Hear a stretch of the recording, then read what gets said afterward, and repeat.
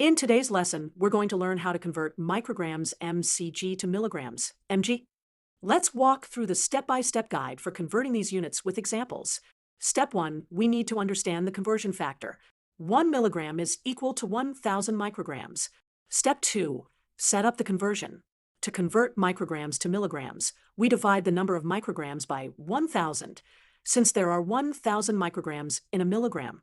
Step 3, apply the conversion. We use the conversion factor to perform our calculation. Multiply the number of micrograms by 1 milligram divided by 1,000 micrograms. Let's look at our first example.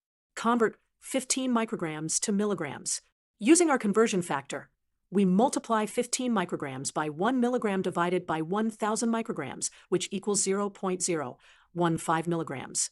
Now for example 2. Convert 2,500 micrograms to milligrams. In the same way, multiply 2,500 micrograms by 1 milligram divided by 1,000 micrograms, and we get 2.5 milligrams.